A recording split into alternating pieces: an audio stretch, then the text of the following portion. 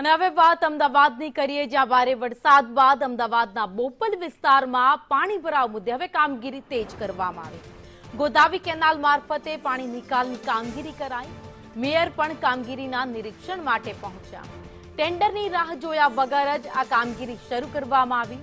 બોપલ આસપાસના તળાવોમાં પાણી ઠાલવવામાં આવશે, કારણ કે અમદાવાદમાં જે રીતે વરસાદ વરસ્યો ત્યારબાદ અમદાવાદનો બોપલ વિસ્તાર જ્યાં ઘણી જગ્યાએ છેલ્લા 3-4 દિવસથી પાણી હજુ પણ એની એ જ સ્થિતિમાં હોવાથી લોકોએ પણ આક્રોશ ઠાલવ્યો હતો, ત્યારે તંત્રએ કોઈ પણ પ્રકારની રાહ જોયા વગર તાત્કાલિક કામગીરી હાથ ધરી।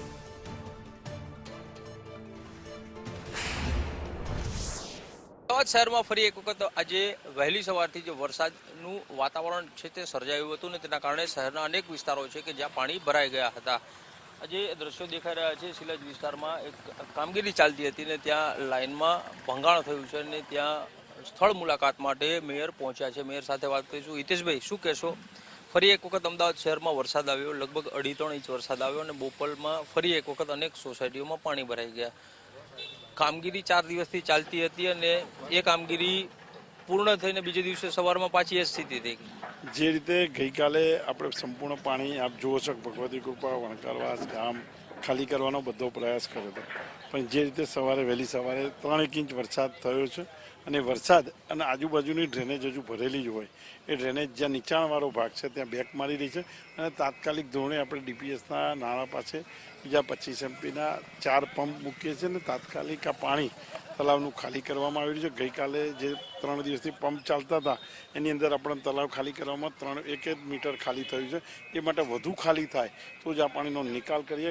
ગોદાવી કેનાલમાં પાણી નાખવામાં આવી રહ્યું છે અને તાત્કાલિક ધોરણે આ કામગીરી ચાલુ છે। શ્રી, રોજ સાંજે 5 વાગે અધિકારીઓ પ્રેસ કોન્ફરન્સ બોલાવે છે, એમાં એવા દાવા કરે છે કે કામગીરી કેટલી કરી, પરંતુ ક્યાંક અધિકારીઓની ઢીલી નીતિ અથવા તો બેદરકારી જવાબદાર છે આ લોકોની પીડા માટે। લોકોની પીડા માટે એ પણ વ્યક્તિ છે।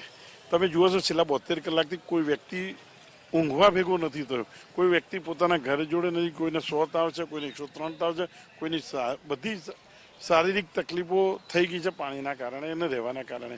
સતત માણસ 72 કલાક રહે ને તો પણ માણસો કામ કરી રહ્યા છે। જેટલી ટીમો જોતી હતી, જેટલા આ બોપલ ગુમા ખાતે 1000થી વધુ માણસો નાના હેલ્પરથી લઈને મોટા લોકો કામગીરી કરી રહ્યા છે। મેયર છે તે કહી રહ્યા છે કે હાલ જે બોપલ અને તેની આસપાસના વિસ્તારમાં જે પાણી ભરાયા છે ને તે પાણી તળાવમાં ખાલી કરવામાં આવતા હતા અને જે લાઈનો ઓવરફ્લો થતી હતી, બેક થતી હતી ને તેના નિકાલ માટે થઈને જે ગોદાવી કેનાલ છે ને તેમાં હવે આ પાઇપો નાખી અને આ પાણીના નિકાલ માટેની હાલ વ્યવસ્થા કરવામાં આવી રહી છે।